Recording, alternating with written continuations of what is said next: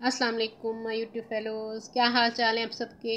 उम्मीद करती हूँ आप सब बिल्कुल ठीक ठाक और खैर खैरियत से होंगे। अल्लाह ताला आप सबको अपने घरों में हिफ्ज़ व अमान से रखे और तमाम बीमारियों से बचाए रखे। आज की टिप शुरू करने से पहले आप सबसे रिक्वेस्ट है, मेरे चैनल को सब्सक्राइब कर लीजिए, लाइक कीजिए और शेयर करना मत भूलिए। बेल आइकॉन को भी प्रेस कीजिए ताकि हर आने वाली न्यू वीडियो का नोटिफिकेशन आपको मिल सके।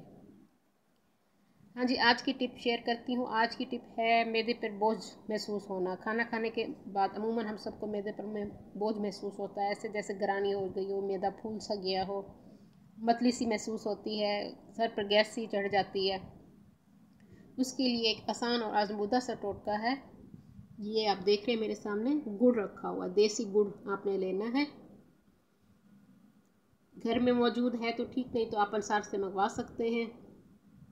आपने ये छोटा टुकड़ा जो आप देख रहे हैं, ये वाला, इतनी मिकदार में आपने ले लेना है गुड़ का टुकड़ा। उसको आपने खाने के तकरीबन 5-7 मिनट बाद मुंह में रख देना है और उसको चूसते रहना है। चबाना नहीं है, उसको चूसते रहना है ताकि उसका लुआब बनता रहे और अंदर जाए आराम से। ये आपने तकरीबन हफ्ते में 2-3 मरतबा करना है। आप महसूस करेंगे आपके मैदे पर जो खाने के बाद बोझ महसूस होता है वो ठीक हो गया है। और आप ये तमाम जो कैफियत है मैदे पर बोझ वाली, मैदा फूल गया महसूस होना, जी मतलाना, ये सब ठीक हो जाएगा इंशाल्लाह। और सर पर गैस भी नहीं चढ़ेगी। उम्मीद करती हूँ मेरी आज की ये टिप आपको पसंद आएगी। अपनी दुआओं में मुझे याद रखिएगा और मेरी ये टिप शेयर करना मत भूलिएगा।